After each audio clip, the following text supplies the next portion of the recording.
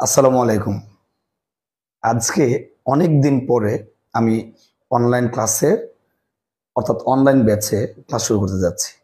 আমি তোমার গত 2021 এবং 22 সালে আমি প্রায় 4টা ব্যাচ পড়িয়েছিলাম অনলাইনে কোর্স আকারে। সেখানে কিন্তু আমার বেশ ভালো স্টুডেন্ট ছিল।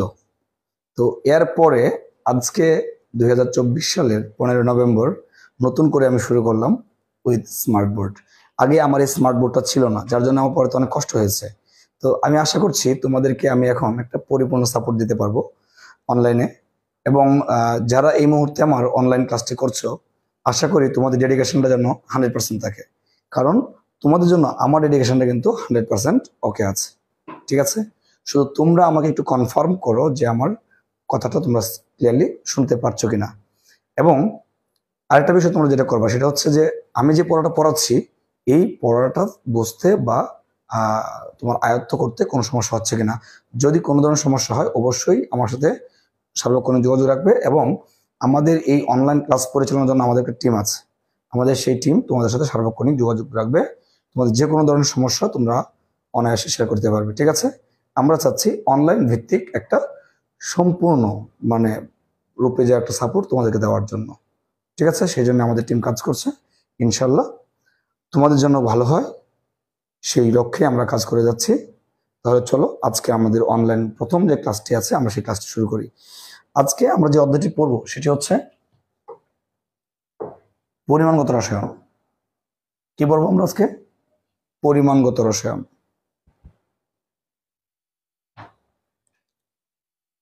তোমরা যদি একটু শুনতে পাও ক্লিয়ারলি একটু আমাকে জানাও।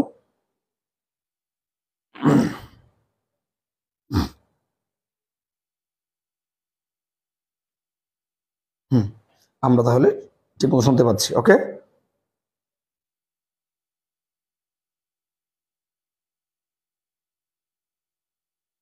আচ্ছা, আমরা যেই অধ্যায়টি আমরা শুরু করছি সেটা হচ্ছে পরিমাণগত রসায়ন। এই পরিমাণগত রসায়নটা কিন্তু আমাদের জন্য খুবই গুরুত্বপূর্ণ। কেন গুরুত্বপূর্ণ? কারণ এই অধ্যায় থেকে আমাদের 2টা সিকিউ তো আসবে, এটা একদম কনফার্ম। সাথে আমাদের 5টা অথবা 6টা থাকবে হচ্ছে এমসিকিউ। তার মানে আমরা এখান থেকে টোটালি 25 বা 26 অর্থাৎ 25 বা 26টা মার্ক কিন্তু আমরা এখান থেকে খুব সহজে আমরা কিন্তু পাবো। আর এখানে আমি যা যা পড়াবো তোমরা কিন্তু এগুলো একটু ভালোভাবে তোমরা আয়ত্ত করবে, তোমরা ভালোভাবে পড়বে। খাতাটা একদম মোবাইলের সামনে নিয়ে খাতাটা একদম লিখে লিখে তোমরা এগুলো উঠাবে। ঠিক আছে, আমি এখানে সময় দেবো তোমাদেরকে উঠানোর জন্য। আমি বিশ্বাস করি অফলাইনের চাইতে অনলাইনে আরো ভালোভাবে পড়ানো সম্ভব। কেন? অনলাইনে দেখা যায় একটি ক্লাস তুমি যদি কোনো কারণে মিস করে ফেলো, বাট সেই ক্লাসে রিপিট করাটা সম্ভব হয় না। বাট অনলাইনে একটা ক্লাস কোনো কারণে মিস হয়ে গেলেও সেই ক্লাসটি রেকর্ডেড থাকে। ফলশ্রুতিতে তোমার সেই ক্লাসটি কিন্তু বারবার রিভিশন দেওয়ার একটা সুযোগ থাকে। বিশেষ করে এটা খুব বেশি কাজে লাগে তোমার মানে পরীক্ষার ঠিক আগ মুহূর্তে। অনেক সময় আমরা অনেকগুলো টপিক ভুলে যাই, সেই জিনিসগুলো কিন্তু তখন আমরা সেখান থেকে কালেক্ট করে আমরা রিভিশন দিতে পারি কিন্তু একদম ভিডিও দেখে দেখে। তখন মনে হয় যে হ্যাঁ আমি মাত্র পড়ে আসছি, তখন পরীক্ষা কিন্তু খুব ভালো হয়। ঠিক আছে, আচ্ছা, এখন আমাদের পরিমাণ রসায়নকে আমি 2টা ভাগে ভাগ করছি। একটা হচ্ছে পার্ট 1 আর একটা হচ্ছে পার্ট 2। এখান থেকে তোমার হচ্ছে 10 নম্বরের একটা সিকিউ কোশ্চেন, এখান থেকে তোমার একটা 10 নম্বরের সিকিউ কোশ্চেন। পার্ট 1-এ কি কি আছে? আমাদের আছে হচ্ছে মোল, মোলারিটি,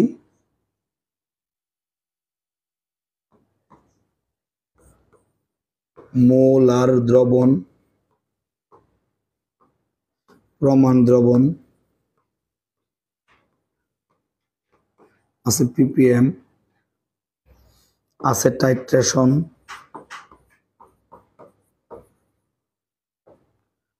আর আছে হচ্ছে মিশ্রণের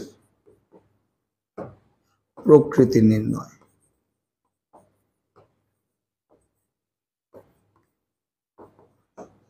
মূলত এইগুলো হচ্ছে টপিক, কিন্তু এইগুলো ছাড়াও কিন্তু আরো কিছু আছে। বাট এই অংশটুকুর মধ্যে থেকে আমাদের একটা 10 নম্বরের একটা কোশ্চেন না, বিশেষ করে আমাদের পিপিএম এবং মিশ্রণের প্রকৃতি নির্ণয়। এখান থেকে আমাদের একটা 10 নম্বর একটা সৃজনশীল প্রশ্ন হয়।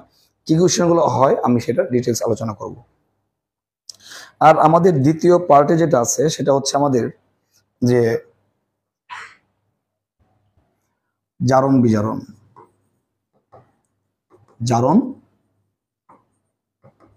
বিজারণ মুখ্য টপিক এবং এই সংক্রান্ত গাণিতিক সমস্যা সমাধান। এখন আমি তোমাদেরকে এখানে এই টোটাল অংশটাই খুব সুন্দর করে পড়াবো, একদম গুছিয়ে পড়াবো। তোমরা জানো এই ক্লাসগুলো করার পরে তোমরা এখান থেকে তার প্রতিটা ক্লাসে তোমরা একটা করে স্লাইড পেয়ে যাবে বা পিডিএফ ফাইলটা পেয়ে যাবে প্রতিটা ক্লাস শেষে। তোমরা এই অধ্যায় থেকে ক এবং খ এর জন্য কিন্তু আলাদা একটা শিট পাবে, তোমরা আলাদা একটা নোট পাবে। এরপরে আমাদের গাণিতিক সমস্যাগুলোর জন্য আলাদা নোট পাবো আমরা দিব। আর এমসিকিউ গুলো কিন্তু আমরা স্মার্ট বোর্ডের মাধ্যমে সুন্দর করে আমরা পড়বো, ঠিক আছে? সাথে আমাদের পিডিএফ ফাইলটাও আমরা পেয়ে যাব ইনশাল্লাহ। সর্বোপরি আমাদের ভালো একটা প্রিপারেশন হতে যাচ্ছে। তো যেহেতু আজকে আমাদের প্রথম ক্লাস, তোমাদের অনেক বন্ধু বান্ধব আছে যারা এই অধ্যায়টুকু ভালো করে পড়তে চায় বা এরপরে অধ্যায়টুকু পড়তে চায়, তো তাদেরকে তোমরা একটু ইনভাইট দিবা, তারা যেন এই কোর্সে ভর্তি হয় এবং তারা ইনশাল্লাহ খুব ভালো করবে আমার বিশ্বাস, ঠিক আছে? তাহলে দেখো আমাদের এটা হচ্ছে আমাদের সামারি, আমরা এই অধ্যায় থেকে কি পড়বো, আমাদের কি কি পড়তে হবে, এটা তার হচ্ছে সামারি। ওকে, এবার আমরা আমাদের মূল অংশে প্রবেশ করি। দেখো আমাদের এখানে কি কি আছে দেখো একটু। আমরা প্রথমে যেটা পড়বো যে টপিক সেটা হচ্ছে আমাদের মোল। আমাদের মোল কি, যদি প্রথম কোশ্চেন আসে আমাদের জ্ঞানমূলক মোল কি, তাহলে মোল হচ্ছে আমাদের কোনো পদার্থের গ্রামে প্রকাশিত ভর অথবা আণবিক ভর, ভর অথবা আণবিক ভর। এখন ভর বলতে বুঝি আমরা হচ্ছে সাধারণ যে ভরটা আছে সেটা, যেমন ধরো কার্বনের পারমাণবিক ভর হচ্ছে 12, অক্সিজেন হচ্ছে 16, নাইট্রোজেন হচ্ছে 14। যেটা মৌলের পারমাণবিক ভর সেটাকে আমরা সাধারণত বলি হচ্ছে ভর। আর আণবিক ভরটা হচ্ছে সাধারণত একটা অণুর ভর, অণুর ভর। যেমন দেখো তাহলে মোলটা হচ্ছে এদের গ্রামে প্রকাশিত ভর। এখন আমরা যদি বলি এখানে পানি H2O, এর আণবিক ভর কত? হাইড্রোজেন হচ্ছে 1 × 2 প্লাস অক্সিজেন হলো 16, কত হলো 18। এমনিতে আমরা কিন্তু বলি যে আণবিক ভরের কোনো একক নাই, এটা আমরা সাধারণত বলে থাকি, বাট একটা একক আছে, গ্রাম পার মোল, গ্রাম পার মোল। মূলত লেখাটা এখান থেকে আসে। তাহলে 18, এখন যদি বলি আমরা 18 গ্রাম পানি, যদি এটাকে আমরা গ্রামে প্রকাশ করি সেটা হয়ে যাবে 1 মোল পানি, 1 মোল পানি। একই রকম ভাবে যদি আমরা বলি কার্বন ডাইঅক্সাইড, কার্বন 12, অক্সিজেন 16 × 2 32 যোগ 12 44, তার মানে 1 মোল কার্বন ডাইঅক্সাইড ইকুয়াল কি হবে 44 গ্রাম কার্বন ডাইঅক্সাইড। অর্থাৎ আমার যে আণবিক ভরটা আছে সেটাকে আমরা গ্রামে প্রকাশ করব, ঠিক আছে? তো এই জন্য বলা হয় যে গ্রাম পার মোল, এই যে 1 মোল মানে পার মোল। যদি বলতাম আমরা H2SO4 তাহলে কি হইতো 1 × 2 প্লাস সালফার 32, অক্সিজেন 16 × 4, তাহলে 2 যোগ 32 যোগ 64, অর্থাৎ টোটাল হচ্ছে 98। দ্যাট মিনস 1 মোল H2SO4 যদি আমরা বলতাম তার মানে কত হইতো 98 গ্রাম সালফিউরিক অ্যাসিড। এখন ধরো আমি বললাম এখানে আমাদের নাইট্রিক অ্যাসিড এর আণবিক ভর হচ্ছে 63 গ্রাম পার মোল, অর্থাৎ আণবিক ভর যে একক সেটা কি গ্রাম পার মোল। কেন? কারণ 1 মোল নাইট্রিক অ্যাসিডের ভর কত 63 গ্রাম, 1 মোল নাইট্রিক অ্যাসিডের ভর কত 63 গ্রাম। তার মানে মোলটা হচ্ছে অ্যাকচুয়ালি গ্রামে প্রকাশিত ভর। এটা হচ্ছে অণুর ক্ষেত্রে। যদি পরমাণু হয়তো যেমন কার্বন কত 12, দ্যাট মিনস 1 মোল কার্বন মানে হচ্ছে 12 গ্রাম কার্বন। ওকে, এখন একটা বিষয় একটু খেয়াল করো, আমি বলছি তোমাদেরকে যেহেতু আমি পড়াচ্ছি এটা অধ্যায়টা একদম খুঁটিনাটি সবগুলো বিষয় নিয়ে আমরা কথা বলবো। আমি এখানে নাইট্রিক অ্যাসিডের আণবিক ভর 63 আমি বের করে ফেললাম, বাট দেখা গেল বেশ কয়েকটা মৌলের পারমাণবিক ভর তুমি জানো না, সেক্ষেত্রে তোমার কিন্তু আণবিক ভরগুলো বের করতে সমস্যা হবে। আমি জানি সমস্যা সবার থাকে না, বাট কিছু স্টুডেন্টের সেই সমস্যাটা থেকে যায়।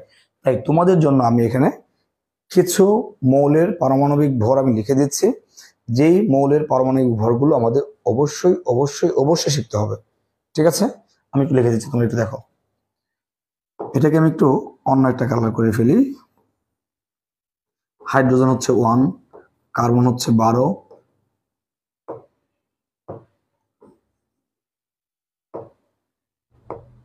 নাইট্রোজেন হচ্ছে 14, অক্সিজেন হচ্ছে 16, ফ্লোরিন হচ্ছে 19, সোডিয়াম হচ্ছে 23, magnesium 24, aluminium 27, sulphur 32, chlorine 35.5, potassium 39, calcium 40, chromium 52, manganese 55, iron 55.85 অথবা 56, নিকেল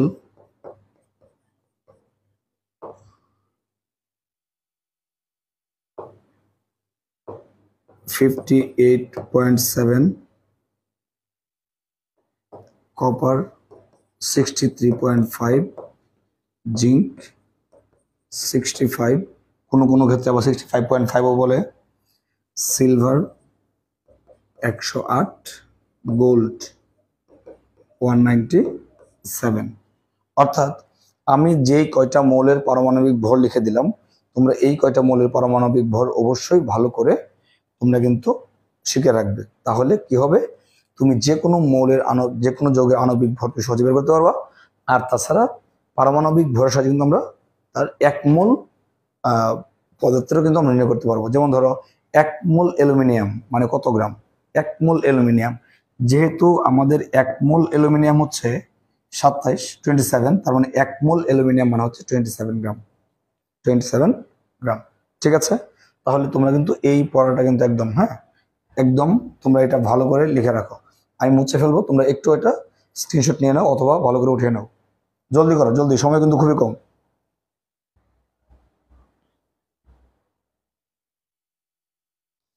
অনেকেই আমাদের সাথে যুক্ত হয়ে গেছে এর মধ্যে। সানজানা তাসনিম, সবকিছু ঠিক আছে স্যার। অমৃত, সব ঠিক আছে sir, thank you. Nusrat Ershad, জি sir. Okay, Ashraful Islam, Amrit, okay ঠিক আছে। আবরাহিম মোবারক, সুন্দর হচ্ছে স্যার, থ্যাংক ইউ। ওকে, ক্লাসটি করো, ইনশাল্লাহ আশা করি তোমাদের জন্য খুবই ভালো একটি ক্লাস হতে যাচ্ছে। ঠিক আছে, তাহলে আমি একটু কিন্তু মুছে ফেললাম। ওকে, এখন আমাদের এই মোল সংখ্যাটা আর কি কিভাবে আসতে পারে একটু একটু খেয়াল করো।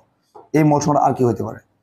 এখন আমি যে বললাম 1 মোল কার্বন ডাই অক্সাইড মানে কত, 44 গ্রাম। এখন যদি তোমাকে বলা হয় তাহলে 10 গ্রাম কার্বন ডাই অক্সাইড ইকুয়াল কত মোল হবে, কত মোল। এখন আমরা যদি নর্মালি ঐকিক নিয়মের মতো করে করি তাহলে কি বলবো, 44 গ্রাম কার্বন ডাই অক্সাইড মানে হচ্ছে 1 মোল।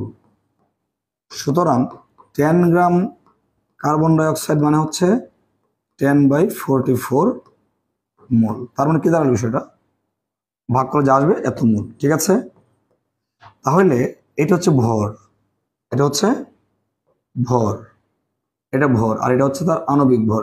এখন আমরা যদি বলি যে মোল সংখ্যা, এটাকে আমরা এন দ্বারা প্রকাশ করলাম। এখন এই এন ইকুয়াল কি হবে, তাহলে উপরে ভর নিচে হচ্ছে আণবিক ভর। তার মানে এন ইকুয়াল কি লেখা যায়, W/M, W/M, অর্থাৎ ভর বাই আণবিক ভর। যে সংজ্ঞাটা কিন্তু আমরা সূত্রটা আমরা মুখস্থ করছিলাম, বাট এটা কিন্তু আমরা এভাবে বের করতে পারবো। এখন এখন যদি বলা হয় যে আমাদের আছে এখানে 5 গ্রাম অ্যামোনিয়া, এটাকে আমরা মোল সংখ্যা নেব, তাহলে কি হবে, এন ইকুয়াল 5/আণবিক ভর 17, ব্যাস এত মোল। ঠিক আছে, তাহলে এটা হচ্ছে আমাদের মোল সংখ্যা। আশা করি তোমরা বিষয়টা বুঝতে পেরেছো।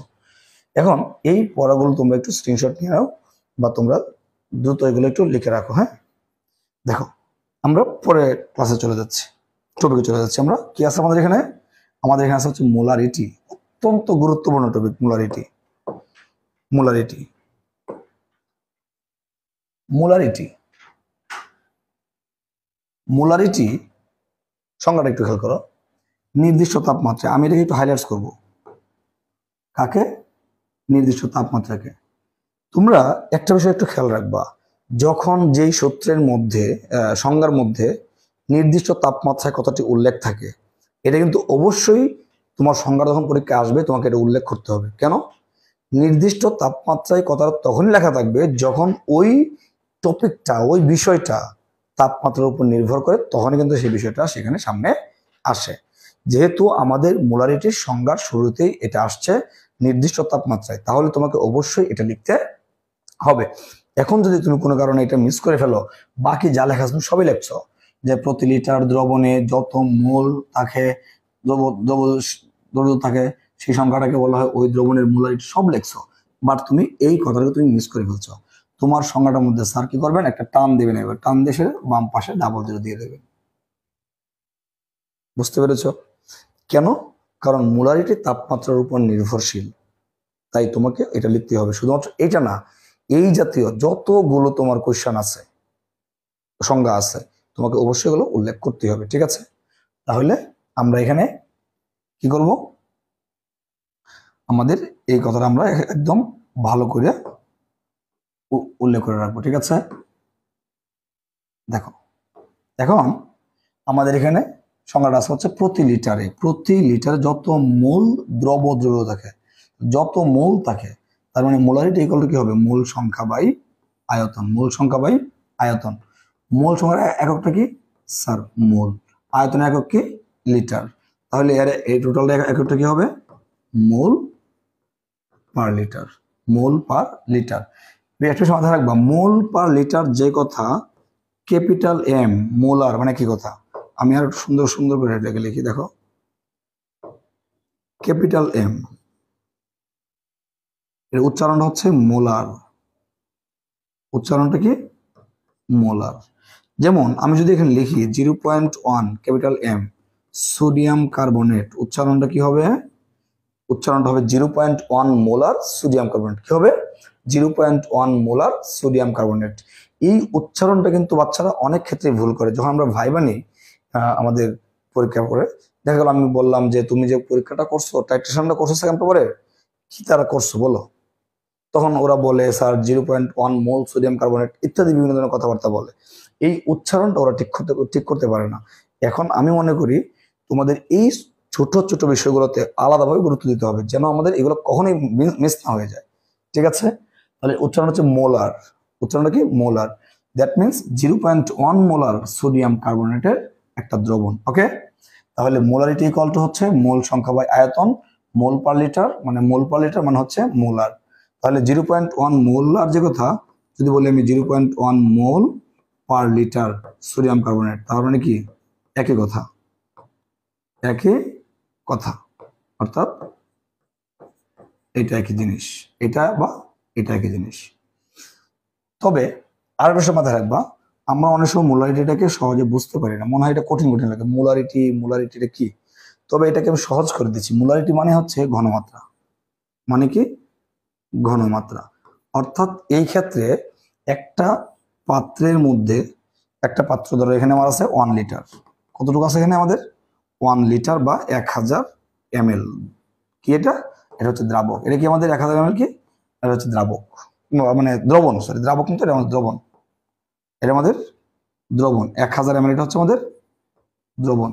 এই 1000 ml দ্রবণে আমাদের থাকবে যত মোল, এখন থাকতে পারে 0.1 মোল, থাকতে পারে 0.5 মোল, থাকতে পারে 1 মোল।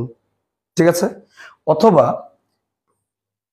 আমাদের থাকতে পারে 1000 ml দ্রবণে 0.1 গ্রাম, থাকতে পারে না? থাকতে পারে কিনা? থাকতে পারে। এখন পার্থক্যটা কোথায়? আমি বললাম এটা হচ্ছে ঘনমাত্রা, আবার বললাম এটা মোলারিটি। সকল মোলারিটি ঘনমাত্রা, বাট সকল ঘনমাত্রা কিন্তু মোলারিটি নয়। এই ক্ষেত্রে মোলারিটি হচ্ছে মোল পার লিটার। আমি যদি এটা, যেমন এটা আছে 1000 ml আছে 0.1 মোল, এটা হচ্ছে আমাদের মোল পার লিটার। বাট এটা আছে আমাদের কি 0.1 গ্রাম পার লিটার। তার মানে এই দ্রবণের ঘনমাত্রা হচ্ছে 0.1 গ্রাম পার লিটার, এটা হচ্ছে তার ঘনমাত্রা, এইটাও তার ঘনমাত্রা 0.1 মোল পার লিটার, এটাও তার কি ঘনমাত্রা, এটাও ঘনমাত্রা, এটাও ঘনমাত্রা। কিন্তু এখানে স্পেসিফিক করে বলছে যত মোল থাকে সেটা তার হচ্ছে মোলারিটি, তার মানে এটা কিন্তু আবার মোলারিটি, বাট এটা কিন্তু মোলারিটি না, ঠিক আছে। যেমন আমি বললাম আর একটা পাত্রের মধ্যে এখানে আমাদের 1000 ml থেকে আছে, সমস্যা নাই, বাট আছে হচ্ছে 0.1% দ্রব, 0.1% দ্রব আছে, শতকরা থাকতে পারে, এটা গ্রামে থাকতে পারে, এটা মোল সংখ্যা থাকতে পারে, ঠিক আছে, এটা বিভিন্ন ভাবে থাকতে পারে। শুধুমাত্র যদি 1 লিটারে মোল সংখ্যা থাকে তাহলে সেটাকে আমরা কি বলবো, মোলারিটি। মোলারিটি একে হচ্ছে mole per litre, that means molar. Okay, আশা করি তুমি বিষয়টা বুঝতে পেরেছ। আমরা চলে যাচ্ছি পরবর্তী আমাদের টপিকে। আমাদের পরের টপিকটা কি আছে, আমাদের আছে হচ্ছে এখানে মোলার দ্রবণ। কি আছে আমাদের, মোলার দ্রবণ। আমাদের এটা আসছে মূলত মোলারিটি থেকে, যে আমরা বলছিলাম যে এখানে আমরা একটা পাত্র নিলাম, দ্রবণ আছে আমাদের এখানে, দ্রবণটা কত 1 লিটার, এটা ফিক্সড, এটা ফিক্সড। আমি বলছিলাম যে প্রতি লিটার দ্রবণে যত মোল থাকে সেটা হচ্ছে তার কি মোলারিটি। এখন যদি আমাদের 1 মোল দ্রব থাকে, 1 মোল দ্রব আছে এখানে, কতটুকু দ্রব, 1 মোল দ্রব, যদি 1 মোল দ্রব থাকে 1 লিটারে, তাহলে এটা একটা দ্রবণ হবে না, এই দ্রবণটাকে আমরা বলবো হচ্ছে মোলার দ্রবণ। এই দ্রবণটাকে আমরা কি বলবো, এটাকে বলবো হচ্ছে আমরা মোলার দ্রবণ। তার মানে শর্ত এটা যে নির্দিষ্ট তাপমাত্রায় প্রতি লিটার দ্রবণে, প্রতি লিটার দ্রবণে কত মোল, 1 মোল, একদম ফিক্সড করে দিছে। যদি 1 মোল থাকে সেটা হচ্ছে মোলার দ্রবণ। তাহলে এই মোলার দ্রবণের মোলারিটি কত হবে, কত হবে, উপর আছে 1 মোল, কত লিটারে 1 লিটার, তার মানে কি হবে 1 mole per litre, that means 1 molar. অর্থাৎ আমাদের যে মোলার দ্রবণটা আছে সেই দ্রবণের ঘনত্ব কত 1 মোলার। স্যার এটা একদম ফিক্সড, এতে আমাদের কোনো সন্দেহ নাই, এটা আমাদের একদম ফিক্সড 1 মোলার, ঠিক আছে। তাহলে তোমাকে যদি জিজ্ঞাসা করে, ভাইবা জিজ্ঞাসা করে, এই তুমি বলো মোলার দ্রবণ চিনো, জি স্যার চিনি। কোন দ্রবণ মোলার দ্রবণ, স্যার যেই দ্রবণে 1 মোল দ্রবণ থাকে সেই দ্রবণটা হচ্ছে মোলার দ্রবণ। বলতে হবে কত লিটারে, স্যার 1 লিটারে, আর অবশ্যই বলতে হবে নির্দিষ্ট তাপমাত্রা, ঠিক আছে। তাহলে নির্দিষ্ট তাপমাত্রায় প্রতি লিটার দ্রবণে যদি 1 মোল দ্রবীভূত থাকে তবে দ্রবণটিকে বলা হয় মোলার দ্রবণ। সেটা ক্লিয়ার? ওকে, এখন স্যার যদি তাকে আমাদের 2 মোল বা 0.5 মোল, তাহলে কিন্তু এগুলো অন্য হয়ে যাবে। যেমন আমাদের 1 মোল আছে, 1 মোল আছে, তাই তার নাম কি বলছি আমরা বলছি এটাকে মোলার দ্রবণ। কি বলছি আমরা এটাকে, মোলার দ্রবণ। কি বলছি আমরা এটাকে, মোলার দ্রবণ। যদি থাকতো 0.5 মোল, তার নাম কি হয়ে যেত, এটার নাম হয়ে যেত সেমি মোলার দ্রবণ। থাকতো যদি আমাদের 0.1 মোল 1 লিটার দ্রবণের মধ্যে, তাহলে সেটা হতো ডেসিমোলার দ্রবণ, ডেসিমোলার দ্রবণ। যদি থাকতো আমাদের 0.01 মোল, সেটা হয়তো আমাদের সেন্টিমোলার দ্রবণ। কি হইতো, সেন্টিমোলার দ্রবণ। যদি থাকতো 0.001 মোল, তো সেটা হতো মিলিমোলার দ্রবণ, মিলিমোলার দ্রবণ।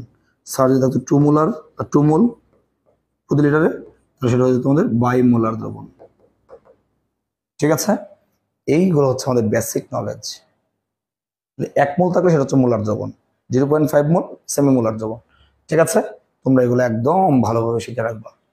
ওকে, দ্রুত সবাই কিন্তু একটু স্ক্রিনশট নিয়ে নাও।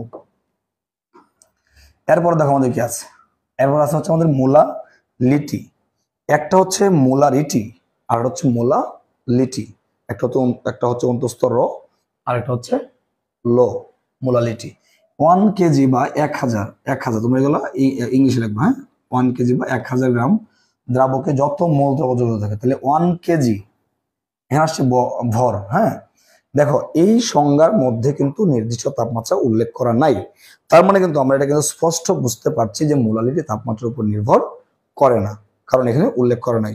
যদি করতো তাহলে কিন্তু এখানে অবশ্যই তোমার নির্দিষ্ট তাপমাত্রা কতটা লেখা থাকতো। ঠিক আছে, ওকে। আচ্ছা, আমরা একটু দেখি তাহলে 1 কেজি বা 1000 যত মোল থাকে, যত মোল তার আগের মতো মোলালিটি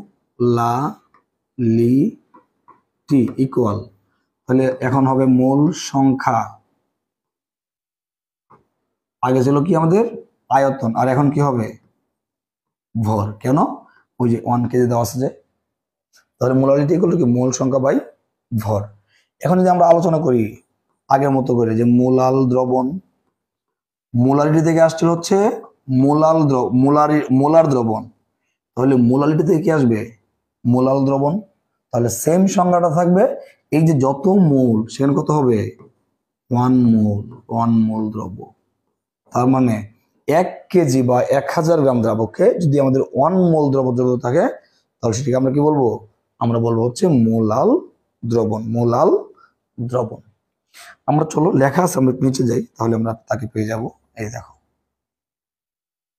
ওকে, মোলাল দ্রবণ। আচ্ছা, তবে এই দুইটার মধ্যে কোনটি তাপমাত্রার উপর নির্ভরশীল? মোলারিটি এবং মোলালিটির মধ্যে কোনটি তাপমাত্রার উপর নির্ভরশীল? আমি এইখানে একটু আলোচনা করব বলে আমি কিন্তু মোলালিটিতে বেশি আলোচনাটা করি নাই। দেখো, মোলারিটি এবং মোলালিটি যদি আমরা সংজ্ঞা দেখি, তাহলে আমরা দেখতে পাবো যে এর মধ্যে নির্দিষ্ট তাপমাত্রার উল্লেখ ছিল, বাট এখানে ছিল না। তাহলে এটা নির্ভরশীল, বাট এটা নির্ভরশীল নয়। কিন্তু এইটা তো আসলে কোনো ব্যাখ্যা না, ঠিক না? তাহলে ব্যাখ্যাটা আমরা কিভাবে দেবো? ব্যাখ্যাটা দেওয়ার ক্ষেত্রে আমরা কি করব, আমরা প্রথমেই আমাদের সংজ্ঞা লিখব। কার সংজ্ঞা লিখব? সংজ্ঞা লিখব হচ্ছে মোলারিটি। মোলারিটি, মোলারিটি কাকে বলে সংজ্ঞাটা লিখবো। আমরা সবাই জানি পরবর্তীতে সংজ্ঞাটা লেখার পরে যে নির্দিষ্ট তাপমাত্রায় প্রতি লিটার দ্রবণে যত মোল দ্রব্য থাকে সেই সংখ্যাকে ওই দ্রবণের মোলারিটি বলে। দ্যাট মিনস আমরা পাইছি যে মোলারিটি ইকুয়াল, উপরে ছিল হচ্ছে আমাদের মোল সংখ্যা। কি ছিল আমাদের উপরে? উপরে ছিল হচ্ছে আমাদের মোল সংখ্যা, নিচে কি ছিল আমাদের? নিচে ছিল হচ্ছে আমাদের আয়তন। তো মোল সংখ্যা বাই আয়তন, তাহলে মোলারিটি কার উপর নির্ভর করে? মোলারিটিটা অবশ্যই আমাদের আয়তনের উপর নির্ভর করে, রাইট? তোমরা যারা প্রথম অধ্যায়টা পড়েছো পরিবেশ রসায়ন, সেখানে পাইছো তোমরা চার্লসের সূত্র, চাপ স্থির রাখলে ভি প্রপোর্শনাল কি টি, অর্থাৎ স্থির চাপে নির্দিষ্ট ভরের কোনো গ্যাসের আয়তন এর পরম তাপমাত্রার সমানুপাতিক। তাপমাত্রা বাড়লে আয়তন কি করবে? বাড়বে। তাপমাত্রা আয়তন বাড়বে, অর্থাৎ আয়তনটা তাপমাত্রার উপর নির্ভরশীল। আয়তনটা কার উপর নির্ভরশীল? তাপমাত্রার উপর নির্ভরশীল। এই যে তাপমাত্রার উপর নির্ভরশীল। এখন তাহলে আমরা বলতে পারি মোলারিটি আয়তনের উপর নির্ভরশীল, আবার আয়তন তাপমাত্রার উপর নির্ভরশীল। তাহলে মোলারিটি কার উপর নির্ভরশীল? তাপমাত্রার উপর নির্ভরশীল। বিষয়টা হচ্ছে অনেকটা এরকম যে আমাদের আমরা যারা মুসলিম আছি, হিন্দুদের কথা বলছি না, প্রত্যেকটা ধর্মেই আমি সম্মানের সাথে দেখি, আমি কাউকে ছোট করছি না, বাট আমি আমার ধর্মের কথা বলছি। যে আমাদের ধর্মে আমরা তো গরু খাই, গরুর মাংস খাই। তো আমাদের গরু তো আবার কি খায়? ঘাস খায়। তাহলে কি আমরা সবাইকে ঘাস খাই? বিষয় তো এরকমই, মানুষ গরু খায়, মানে মুসলিমরা গরু খায়, গরু ঘাস খায়, সুতরাং মুসলিমরা ঘাস খায়। বিষয়টা কি এরকম? বিষয়টা কিন্তু এরকম। কোন ক্ষেত্রে? যুক্তিবিদ্যার ক্ষেত্রে কিন্তু বিষয়টা এরকম। তবে হ্যাঁ, যদি এই দৃষ্টিতে হয়, তাহলে হিন্দু, মুসলিম, বৌদ্ধ, খ্রিস্টান সবাই কিন্তু এরকম ঘাস খায়। হয়তো বা আমরা গরু খাই, ওরা হয়তো বা খাসি খায়, ছাগল খায়, তো ছাগলও তো ঘাস খায়, তাই না? তবে যুক্তি কিন্তু দেখো যে মানুষ গরু খায়, গরু ঘাস খায়, সুতরাং মানুষ ঘাস খায়। বিষয়টা অনেকটা এরকম। আমাদের মোলারিটি কার উপর নির্ভর করে? আয়তনের উপর। আয়তন কার উপর? তাপমাত্রার উপর। সুতরাং মোলারিটি তাপমাত্রার উপর নির্ভরশীল। তোমরা ঠিক এই যুক্তিটা দিবা, বাট আমি যেটা বলছি এটা না, এটা দিবা যে মোলারিটি আয়তনের উপর নির্ভরশীল, আবার আয়তন তাপমাত্রার উপর নির্ভরশীল, সুতরাং মোলারিটি তাপমাত্রার উপর নির্ভরশীল। ওকে। অপরদিকে আমরা বলছিলাম হচ্ছে মোলালিটি। তোমরা অবশ্যই মোলালিটির সংজ্ঞাটা ভালো করে লিখবা। কি লিখবা সেখানে? আমরা একটু আগে পড়ছি মোল সংখ্যা বাই ভর। এখন দেখো মোলালিটি কার উপর নির্ভর করে? মোলালিটি ভরের উপর নির্ভর করে, কিন্তু ভর তাপমাত্রার উপর নির্ভর করে না।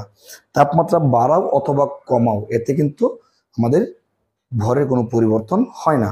তো যেহেতু মোলালিটি ভরের উপর নির্ভরশীল আর ভর যেহেতু তাপমাত্রার উপর নির্ভর করে না, তাই আমরা বলতে পারি মোলালিটিও ভরের উপর তাপমাত্রার উপর নির্ভর করে না। তাহলে আমাদের কোয়েশ্চনটা হচ্ছে মোলারিটি ও মোলালিটির মধ্যে কোনটি তাপমাত্রার উপর নির্ভরশীল? উত্তর হচ্ছে মোলারিটি নির্ভরশীল। কেন নির্ভরশীল? মোলারিটি কারণ নির্ভরশীল নয়। দুইটা ব্যাখ্যা দিয়ে দিবা। যদি আমাদের 2 নম্বর কোয়েশ্চনটা আসে একদম টোটালি তুমি 2 পেয়ে যাবো। ঠিক আছে, ওকে। আমাদের তারপরে কি আছে? আমাদের তারপরে আসা হচ্ছে আমাদের প্রমাণ দ্রবণ। দেখো আমি একটু পড়াইছিলাম মোলার দ্রবণ, মোলার দ্রবণ একটু দেখি ঠিক আছে কিনা। পড়াইছিলাম মোলার দ্রবণ, ওকে ঠিক আছে।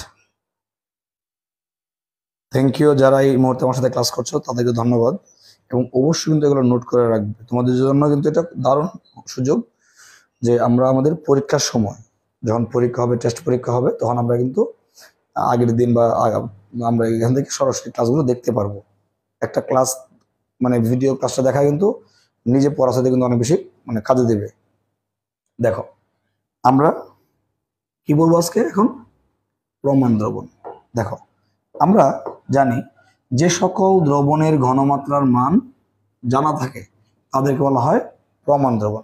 আমরা একটু আগে পড়ছিলাম, কি পড়ছিলাম আমরা? মোলার দ্রবণ কত ঘনমাত্রার? 1 মোলার। ওই যে 1 লিটার দ্রবণে 1 মোল দ্রবণ থাকে, তাহলে সেটা হচ্ছে মোলার দ্রবণ। আর কত ঘনমাত্রা তার? 1 মোলার। এটা একদম ফিক্সড। যেহেতু তার ঘনমাত্রা আমরা জানি, তাই সে হচ্ছে একটা নিঃসন্দেহে প্রমাণ দ্রবণ। একইভাবে তোমাদেরকে আমি একটু আগে বলছিলাম যে সেমি মোলার দ্রবণ কত ঘনমাত্রা? 0.5 মোলার। আমি একটু লিখে দিছিলাম।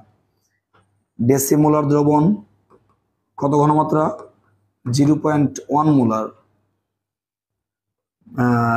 সেন্টিমোলার দ্রবণ কত? 0.01 মোলার। মিলিমোলার দ্রবণ কত? 0.001 মোলার। আর এটা হচ্ছে বাইমোলার দ্রবণ কত? সেটা হচ্ছে 2 মোলার। ঠিক আছে, তো যেহেতু এদের প্রত্যেকটা দ্রবণের ঘনমাত্রার মান আমাদের জানা আছে, তাই এরা প্রত্যেকটা হচ্ছে এক একটা প্রমাণ দ্রবণ। ঠিক আছে, তবে আমার একটা প্রশ্ন তোমাদের কাছে আছে যে আমি বললাম ডেসিমোলার দ্রবণের ঘনমাত্রা 0.1 মোলার। তোমরা কি বলতে পারবা যে ডেসিমোলার দ্রবণের ঘনমাত্রা 0.1 মোলার বলতে তুমি কি বোঝো? স্যার আমরা তো অবশ্যই পারবো স্যার। কিভাবে? 0.1 মোলার যে কথা, 0.1 মোল পার লিটার কি একই কথা। 0.1 মোল পার লিটার মানে কি? 0.1 মোল আছে পার লিটার মানে প্রতি লিটারে, অর্থাৎ স্যার 1 লিটার দ্রবণে 0.1 মোল দ্রবীভূত আছে। ঠিক আছে বাচ্চারা, একদম সহজ জিনিস। এখন আমরা চলে যাচ্ছি আমাদের পরের টপিকটাতে, নরমালিটি। খুবই সহজ এবং খুবই গুরুত্বপূর্ণ। নরমালিটি আমরা পড়ছি মোলারিটি, পড়ছি মোলালিটি, এবার আসছে নরমালিটি। নির্দিষ্ট তাপমাত্রা কিন্তু এখানে লেখা আছে, তার মানে এখানে কিন্তু এটা ফিক্সড টেম্পারেচার অবশ্যই উল্লেখ করতে হবে। প্রতি লিটার দ্রবণে যত গ্রাম মোল, যত গ্রাম তুল্যভর দ্রবীভূত থাকে তাকে ওই দ্রবণের নরমালিটি বলে। যত গ্রাম তুল্যভর, আয়তনটা কত? 1 লিটার। তার মানে 1 লিটার তোমার যত গ্রাম তুল্যভর থাকে, তুল্যভর। একটা প্রশ্ন তোমাদের কাছে আমি রাখি, তুল্যভর কি বলো? না পারলে কমেন্ট করে জানাও। ঠিক আছে, আর যদি সেখানে 1 গ্রাম তুল্যভর থাকে প্রতি লিটারে আগের মতো করে, তাহলে সেটা হবে আমাদের নর্মাল দ্রবণ। তাহলে নরমালিটি নর্মাল দ্রবণ, মোলারিটি মোলার দ্রবণ, মোলালিটি এবং কি মোলাল দ্রবণ। যারা আসল লাইনে তারা কিন্তু দ্রুত কমেন্ট করে আমাকে জানাও তুল্যভর কি। ঠিক আছে, আমরা চলে যাচ্ছি হচ্ছে প্রাইমারি স্ট্যান্ডার্ড পদার্থ কাকে বলে। এটা নিয়ে কিন্তু আমরা আমাদের ল্যাবে কাজ করি। কাকে নিয়ে কাজ করি? প্রাইমারি স্ট্যান্ডার্ড পদার্থকে নিয়ে কাজ করি। কে সে? তোমরা যারা সেকেন্ড ইয়ারে আছো তারা জানো তোমাদের ল্যাব ক্লাস করতে হয় এবং সেখানে টাইট্রেশনে কাজ করতে হয়। তবে যারা সরকারি কলেজের স্টুডেন্ট আছো তাদের কাছে সেটা মনে হয় বিলাসিতা, ল্যাব ক্লাসের কথাটা। কারণ আমরা তো স্যার ক্লাসেই করি না, ল্যাব ক্লাস সে তো বহুদূর। বাট যারা প্রাইভেট কলেজে পড়াশোনা করে বা এমপিভুক্ত কলেজে পড়াশোনা করে, বিশেষ করে যারা শহরে থাকে, তাদের জন্য কিন্তু ল্যাব ক্লাস বাধ্যতামূলক এবং ক্লাস না করলে বরং তাদের একটা ফাইন দিতে হয়।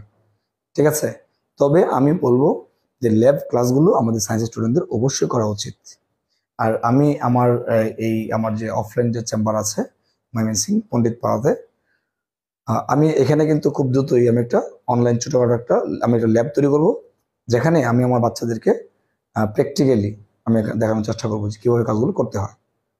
তো আসি যে আলোচনা করতেছিলাম সেটা হচ্ছে যে টাইট্রেশন যখন আমরা করি, যে প্রমাণ সোডিয়াম কার্বনেট দ্রবণের সাহায্যে সরবরাহকৃত HCl দ্রবণের ঘনমাত্রা নির্ণয়। তো এই টাইট্রেশনটা করার সময় তোমরা ব্যবহার করো সোডিয়াম কার্বনেটের একটা প্রমাণ দ্রবণ। প্রমাণ দ্রবণ মানে কি? একটু আগে আমরা বললাম যে যেই দ্রবণের ঘনমাত্রার মান জানা থাকে সেটা হচ্ছে একটা প্রমাণ দ্রবণ। তো যেহেতু সোডিয়াম কার্বনেট দ্রবণের ঘনমাত্রার যেই মানটা নিয়ে আমরা কাজ করি সেটা জানা থাকে, তাই এই সলিউশনটা হচ্ছে একটা প্রমাণ দ্রবণ, স্ট্যান্ডার্ড সলিউশন। এখন এই যে সোডিয়াম কার্বনেট, এই দ্রবণের ঘনমাত্রা যখন আমরা তৈরি করে রেখে দিই, প্রমাণ দ্রবণ তৈরি করে আমরা রেখে দিই, এটা নিয়ে কিন্তু বারবার কাজ করতে পারি। 1 মাস 1.5 মাস চলে গেলে সেটা সহজে নষ্ট হয় না। কেন হয় না জানো? কারণ এই সোডিয়াম কার্বনেটকে প্রকৃতিতে বিশুদ্ধ অবস্থায় পাওয়া যায়। এটি বায়ুর কোনো উপাদান দ্বারা সহজে আক্রান্ত হয় না এবং এর ঘনমাত্রাটা দীর্ঘদিন পর্যন্ত অপরিবর্তিত অবস্থায় থাকে। তাই সোডিয়াম কার্বনেটকে বলা হয় একটি প্রাইমারি স্ট্যান্ডার্ড পদার্থ, যা সংজ্ঞাটা এখানে সুন্দর করে লেখা আছে। যে সকল পদার্থকে প্রকৃতিতে বিশুদ্ধ অবস্থায় পাওয়া যায়, বায়ুর কোনো উপাদান দ্বারা সহজে আক্রান্ত হয় না এবং দ্রবণের ঘনমাত্রা দীর্ঘদিন পর্যন্ত অপরিবর্তিত অবস্থায় থাকে, তাদেরকে বলা হয় প্রাইমারি স্ট্যান্ডার্ড পদার্থ। যেমন সোডিয়াম কার্বনেট, যেটা নিয়ে তুমি টাইট্রেশনে কাজ করো। পটাশিয়াম ডাইক্রোমেট, এটা 2 হবে এখানে, K2Cr2O7 পটাশিয়াম ডাইক্রোমেট। H2C2O4 নাম কি? আর নামটা হচ্ছে অক্সালিক অ্যাসিড। নামটা কি? Oxalic acid. অর্থাৎ এরা হচ্ছে প্রাইমারি স্ট্যান্ডার্ড পদার্থ। এদের দ্রবণটা দীর্ঘদিন পর্যন্ত অপরিবর্তিত অবস্থায় থাকে, সহজে নষ্ট হয় না, সহজে কারোর সাথে বিক্রিয়া করে না, তাই এরা হচ্ছে প্রাইমারি স্ট্যান্ডার্ড পদার্থ। ঠিক আছে? তাহলে সেকেন্ডারি কারা হবে? ঠিক এর উল্টোটা, অর্থাৎ প্রকৃতিতে বিশুদ্ধ অবস্থায় পাওয়া যাবে না, বায়ু উপাদান দ্বারা আক্রান্ত হবে এবং তুমি যদি একটা দ্রবণ তৈরি করে রাখো দীর্ঘদিন পর্যন্ত কিন্তু সেটা অপরিবর্তিত অবস্থায় থাকবে, মানে সেই ঘনত্বটা কি হয়ে যাবে? চেঞ্জ হয়ে যাবে। ঠিক আছে? চলো আমরা একটু ওইটা দেখে আসি। এই সেকেন্ডারি স্ট্যান্ডার্ড পদার্থ এরা কারা? যে সকল পদার্থকে প্রকৃতিতে বিশুদ্ধ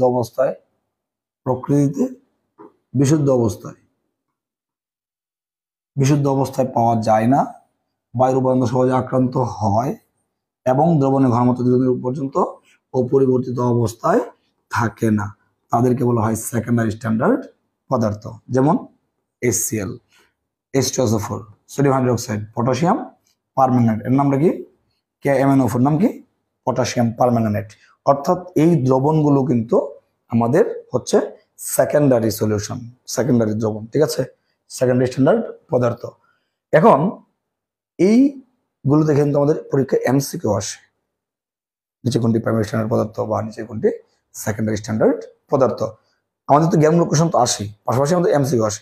কারণ MCQটা আমরা সহজে কিভাবে ধরতে পারবো? আমরা তো জাস্ট উপরে 3টা পড়ছি, নিচে 4টা পড়ছি, আমরা কিভাবে বুঝবো যে কোনটা প্রাইমারি আর কোনটা সেকেন্ডারি? এর জন্য একটা সহজ টেকনিক হচ্ছে যে প্রাইমারি স্ট্যান্ডার্ড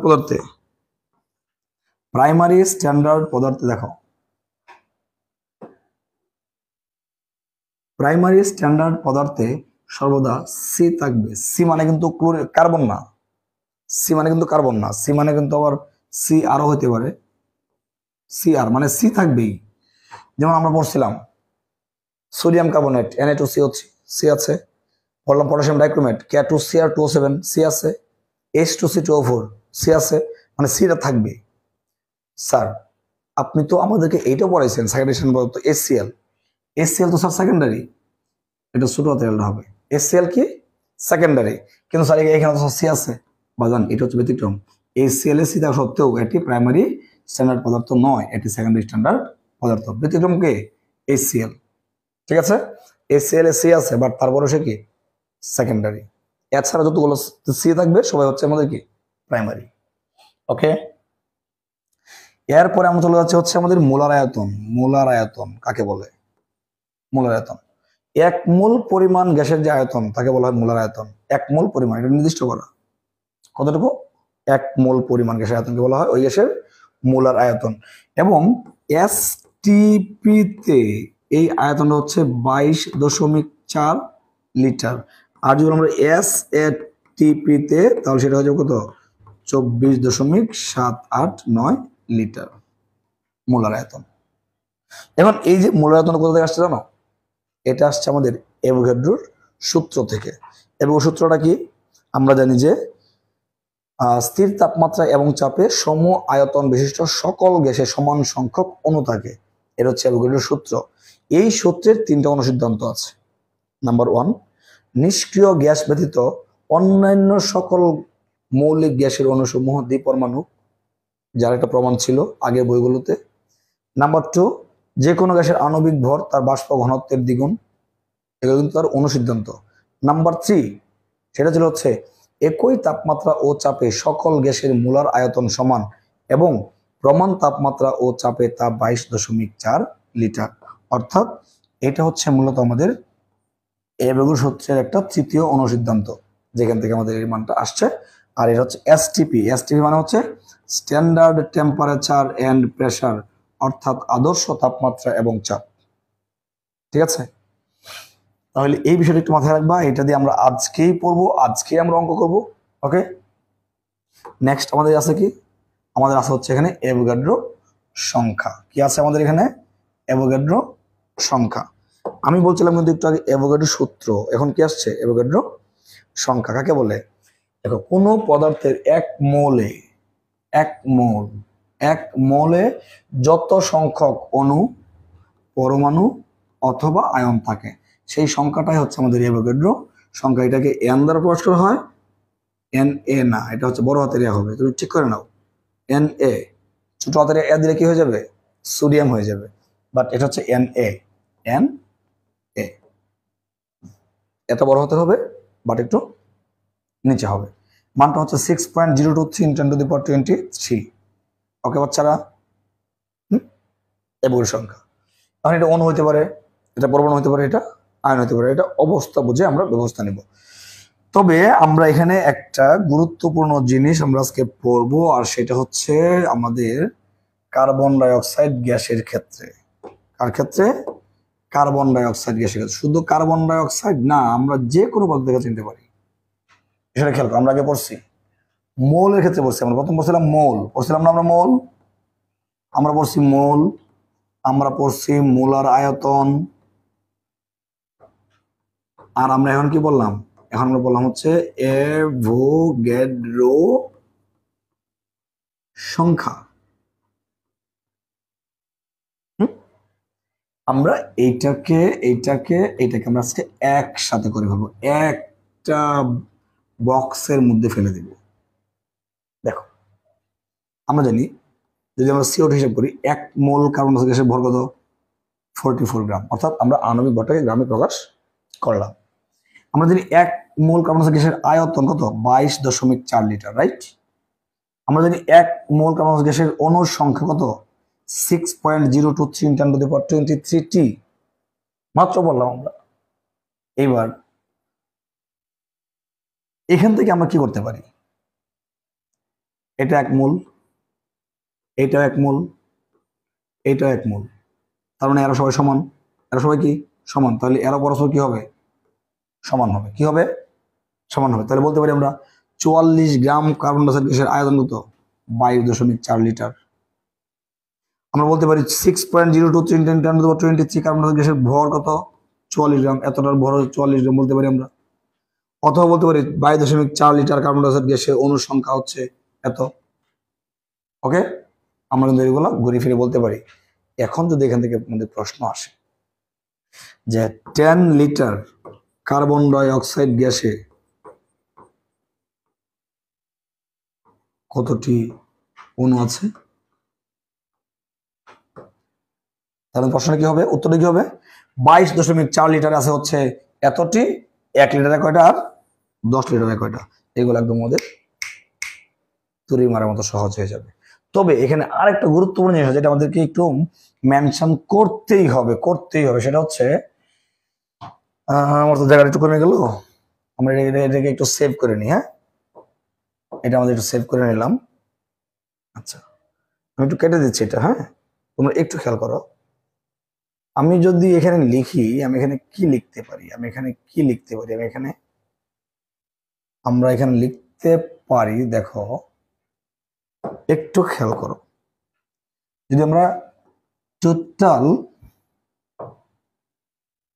কার্বন ডাই অক্সাইডকে আমরা নিয়ে লিখি, তাহলে কি লিখতে পারি, আমরা আরেকটু ডিটেলস পড়ি।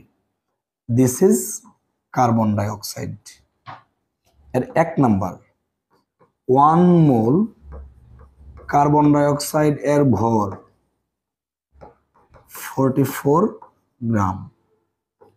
2 number 1 mole carbon dioxide এর আয়তন অবশ্যই হলো এসটিপিতে কত, 22.4 litre. 3 number 1 mole carbon dioxide গ্যাসে অণুর সংখ্যা, বাচ্চারা কিসের সংখ্যা, অণুর সংখ্যা কত হবে স্যার? 6.023 ইন্টু 10⁻23 টি। এইবার 4 number 1 mole carbon dioxide গ্যাসে কার্বন পরমাণুর সংখ্যা। দেখো কি চাইছে এখন, পরমাণু সংখ্যা কার্বনের। বাচ্চারা বলো তো কয়টা আছে কার্বন এখানে? স্যার একটা। তাহলে 1 দ্বারা গুণ দিবা, 1 ইন্টু 6.023 ইন্টু 10⁻23 টি। যদি আমরা এখন এটাকে 5 নাম্বার দিয়ে লিখি, 1 মোল কার্বন ডাই অক্সাইড গ্যাসে অক্সিজেন পরমাণু সংখ্যা কত হবে?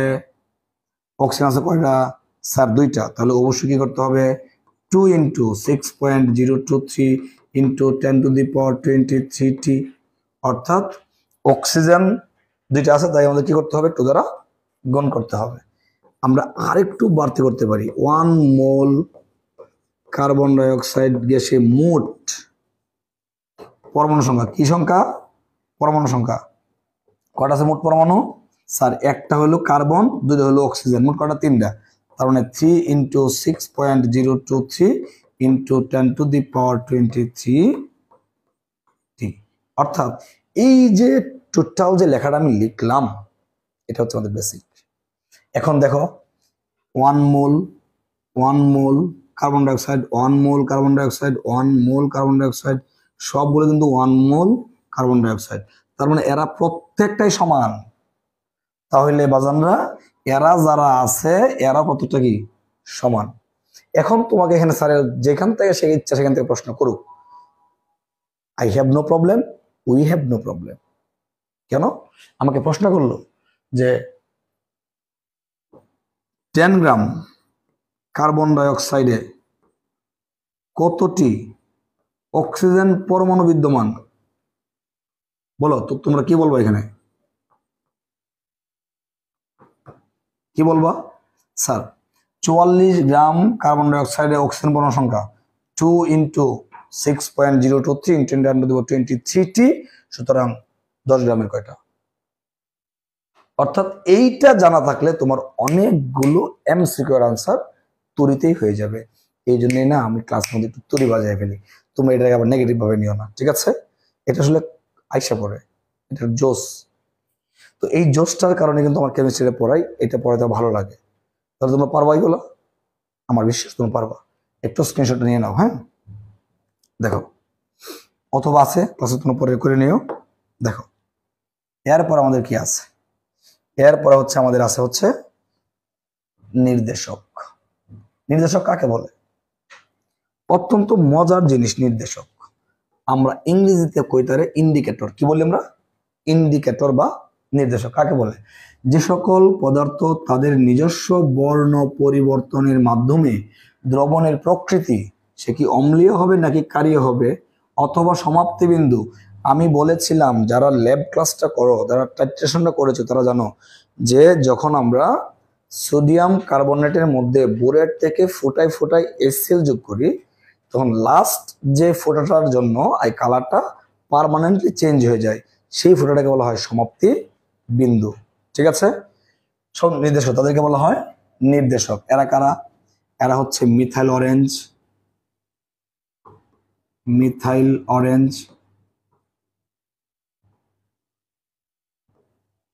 Methyl red,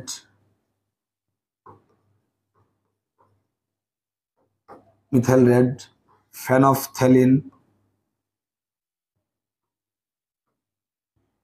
ফেনফথ্যালিন। আর একটা গুরুত্বপূর্ণ জিনিস আছে তো, সেটা কি? সেটা হচ্ছে লিটমাস পেপার। Litmus paper. অবাক করার বিষয় হচ্ছে আমাদের ল্যাবে কিন্তু এই প্রত্যেকটা ইন্ডিকেটর কিন্তু আমাদের আছে, বাট আমরা এগুলো দেখি নাই, আমাদের কাজ করি নাই। যারা করেছো তারা নিঃসন্দেহে ভাগ্যবান এবং ভাগ্যবতী। আমি চাই তোমরা এই ক্লাসগুলো করবে। ঠিক আছে, যারা ক্লাস মিস করেছো, এখনো টেস্টের পরে ক্লাস হবে, প্রি টেস্টের পরে ক্লাস হবে, তোমরা অবশ্যই ক্লাসগুলো অবশ্যই করবে। এখন এদের আবার একটা পিএইচ সীমা আছে। পিএইচ সীমা কত? মিথাইল অরেঞ্জ 3.2 থেকে 4.2। এটা কি তার? এটা হচ্ছে তার পিএইচ সীমা, পিএইচ রেঞ্জ 3.2 থেকে 4.2। মিথাইল রেড 4.3 থেকে 6.3। ফেনফথ্যালিন 8.0 থেকে 10.0। ঠিক আছে, এই তিনটা মান কিন্তু তোমরা অবশ্যই অবশ্যই মুখস্থ করে রাখবে, কারণ এটা আমাদের পরবর্তীতে অনেক অনেক বেশি কাজে লাগবে।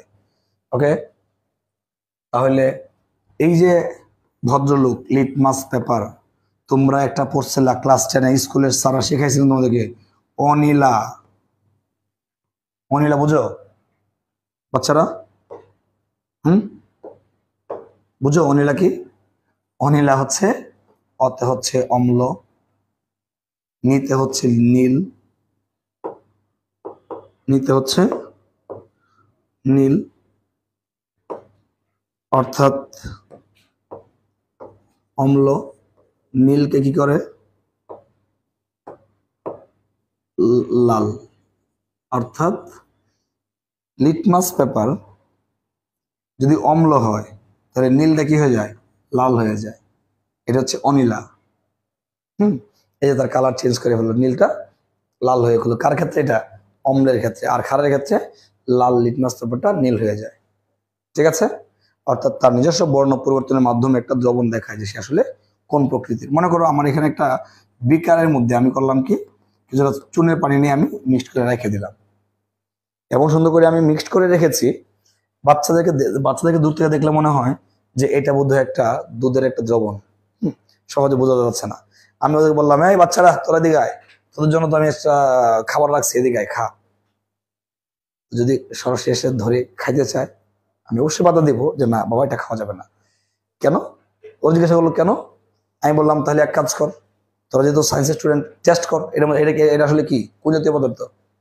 পরে বললো স্যার কিভাবে করবো? আমি বললাম যে বা সহজ জিনিস, তুমি লিটমাস পেপারটা আপাতত নিয়ে আসো, সহজ কাজে করি আমরা। তুমি এখানে ধরো লালটা ধরো, যদি নীল হয়ে যায় তাহলে খার।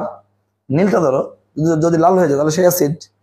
তো আমি ওদেরকে লিটমাস পেপার দিলাম, লালটা ধরলো, নীল হয়ে গেল, তার মানে কি বোঝা যাচ্ছে? ক্ষার। তার মানে ক্যালসিয়াম হাইড্রোক্সাইড যে চুনের পানি, সেটা হচ্ছে একটা ক্ষারধর্মিতা। অর্থাৎ এই দ্রবণের প্রকৃতিটা কেমন সেটা কিন্তু সহজে বোঝা গেল। লিটমাস পেপারে নিজের বর্ণ পরিবর্তন করে সে বুঝাই দিল।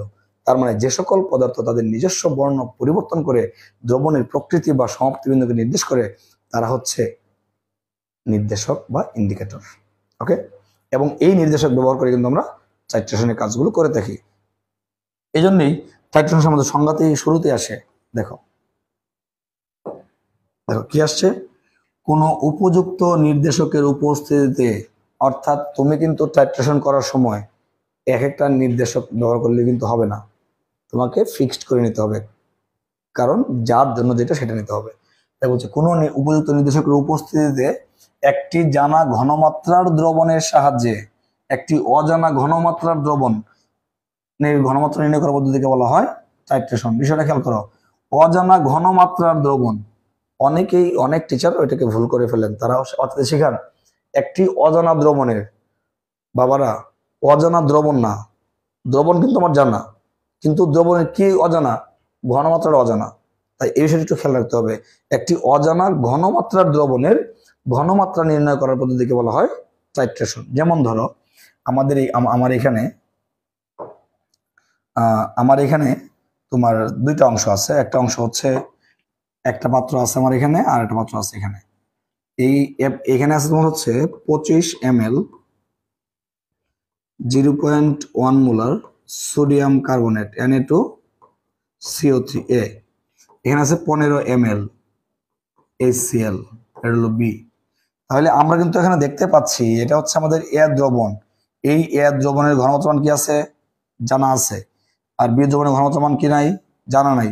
বাট দ্রবণটা কিসের, HCl এর, দ্রবণ ঘনমাত্রা জানা আছে। এখন এদের ক্ষেত্রে উপযুক্ত নির্দেশক হচ্ছে মিথাইল অরেঞ্জ অথবা মিথাইল রেড। কেন এটা ব্যবহার করলাম এর একটা ব্যাখ্যা আছে, আমরা এর পরবর্তী ক্লাসে আলোচনা করব। এখন এ দ্রবণের ঘনমাত্রার সাহায্যে আমরা কি করব, বি দ্রবণের ঘনমাত্রা নির্ণয় করব এই উপযুক্ত যে কোনো একটা নির্দেশক ব্যবহার করে। তাহলে এই ক্ষেত্রে আমাদের কাজটা কি, সমাধানটা কি, তোমরা একটু দেখো। সমাধানটা হচ্ছে এক্ষেত্রে আমাদের প্রথমে আমরা সোডিয়াম কার্বনেট প্লাস HCl আমরা বিক্রিয়া ঘটাবো, উৎপন্ন হবে sodium chloride plus carbon dioxide plus কি হবে, পানি। দুইটা সোডিয়াম, তাই দুইটা সোডিয়াম, দুইটা Cl, দুইটা Cl। ওকে, সমীকরণ কি হয়ে গেল, সমতাকরণ হয়ে গেল। সমীকরণ সমতাকরণ করার পরে আমরা যে কাজ করব, আমরা ধরলাম এর আয়তন V1, ঘনমাত্রা S1, এর আয়তনটা V2, ঘনমাত্রাটা কি S2। সুতরাং সূত্রটা হচ্ছে V1 S1 equal V2 S2। এক্ষেত্রে কি করবা, এর মোল সংখ্যা দ্বারা তোমরা এটাকে গুণ করবা, অর্থাৎ 2 দ্বারা এটা গুণ হবে, আর এর মোল সংখ্যা দ্বারা তোমরা এটাকে গুণ করবা, যদিও এখানে নাই, তারপরে দিলাম আমরা। এখন আমাদের কি কি দেওয়া আছে, V1 হচ্ছে 25 ml, S1 হচ্ছে 0.1 মোলার, V2 দেওয়া আছে হচ্ছে 15 ml, S2 ইকুয়াল হোয়াট। তাহলে আমরা এখানে বলতে পারি S2 ইকুয়াল হচ্ছে 2V1 S1 বাই কি V2। তাহলে 2 ইন্টু 25 ইন্টু 0.1 বাই কত 15, বাজানরা যত আসবে এত মোলার, এটা হচ্ছে আমাদের আনসার। তাহলে আমরা কি করলাম, আমরা দেখলাম যে এই এ দ্রবণের সাহায্যে আমরা বি দ্রবণের কি করলাম, ঘনমাত্রা নির্ণয় করলাম। তো এই যে পদ্ধতিটাতে করলাম, এই পদ্ধতিটি হচ্ছে আমাদের টাইট্রেশন। ঠিক আছে, আমরা এই জাতীয় আরো অঙ্ক করব, আমরা কিন্তু অলরেডি অঙ্কে প্রবেশ করে ফেলছি। তো আমাদের নেক্সট যে ক্লাসটা হবে সেটা হচ্ছে পিপিএম এবং পিপিএম সম্বন্ধে গাণিতিক সমাধান, উপযুক্ত নির্দেশক নির্বাচন, অর্থাৎ আমরা একটা লম্বা একটা ক্লাস করব। তারপরে থাকছে আমাদের স্পেশাল আইটেম মিশ্রণের প্রকৃতি, ঘনমাত্রা এবং পিএইচ নির্ণয় সংক্রান্ত গাণিতিক সমাধান। এই টপিকটা পড়ে ফেললে আমাদের 10টা নাম্বার একদম কনফার্ম হয়ে যাবে। তাই কেউ কিন্তু আমার কোনো ক্লাস মিস করবে না, অবশ্যই ক্লাসগুলো মনোযোগ সহকারে করবে এবং যে কোনো সমস্যা আমার সাথে অনায়াসে শেয়ার করবে। ঠিক আছে, আর এই কোর্সটা কিন্তু এখনো ভর্তি চলছে। তোমরা যদি চাও তাহলে তোমাদের ফ্রেন্ডদেরকে এখানে কিন্তু ভর্তি করাতে পারো। অবশ্যই তোমরা তোমাদের দিক থেকে একটু অবশ্যই ইনভাইট করে দেবে। ঠিক আছে, আর যারা যারা এই ক্লাসটি করছো তারা অবশ্যই ভালোভাবে করবে এবং পরবর্তী ক্লাসে অবশ্যই লাইভ ক্লাসে উপস্থিত থাকবে। তাহলে দেখা হচ্ছে আগামী ক্লাসে। আজকের মতো এখানে বিদায় নিচ্ছি। আল্লাহ হাফিজ।